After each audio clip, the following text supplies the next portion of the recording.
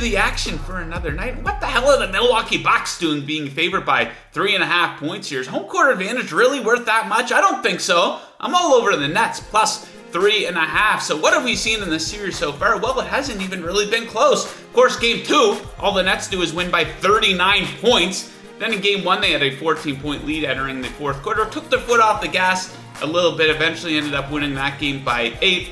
In the first round, we saw the Nets win 4 games by double digits. So they've been rolling all playoffs long. And Bucks in the playoffs.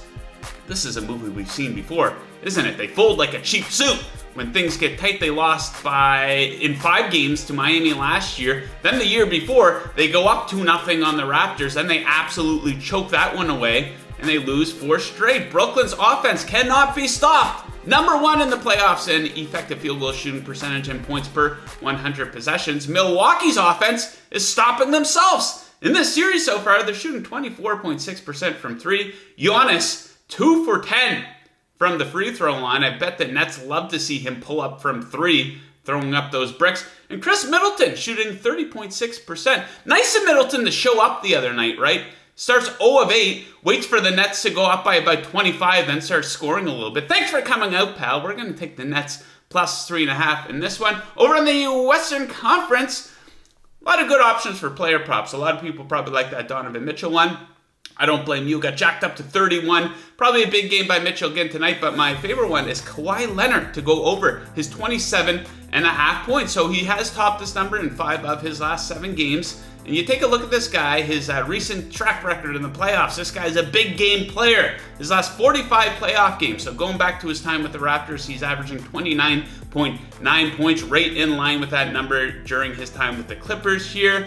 And a little bit of a pattern, a small pattern we saw in the opening round versus Dallas. So he had some pretty big bounce backs after average performances. So game 1 to game 2, he had 26 points in game 1. All right, pretty average for him. But then he goes to 41 in game 2. Then in game 5, he had a 20-point game. So a real letdown. He follows that up with a 45-point game.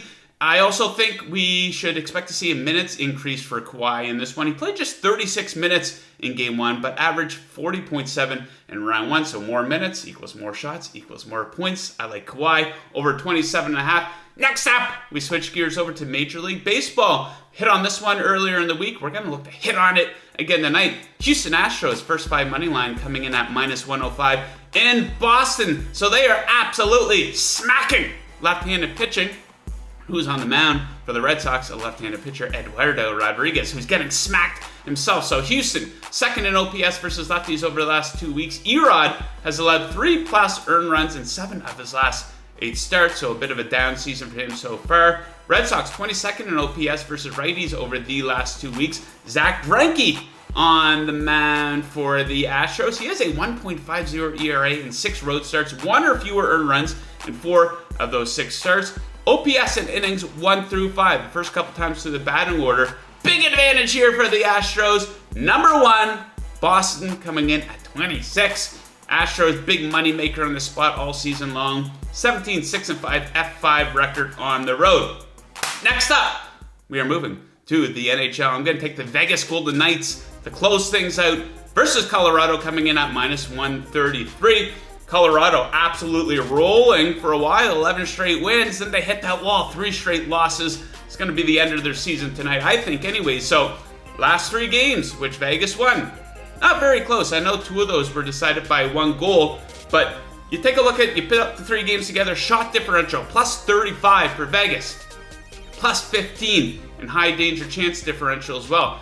And this is a true home ice advantage, right? 21-5-2 in the regular season for Vegas, 2-0 in this series, outscoring Colorado 8-3 in the games. And we take a look at the man between the pipes for the Avalanche, Grubauer. Lights out at home, right? Not so much on the road. He's much worse on the road. Goals against average, almost a full goal higher. Save percentage drops by about 3%. So Vegas Golden Knights, I like them to move on, close this one out. Those are my favorite picks for Thursday. Hit up that comment section down there. Let me know who you like. Good luck, and as always, keep chasing that paper. Woo!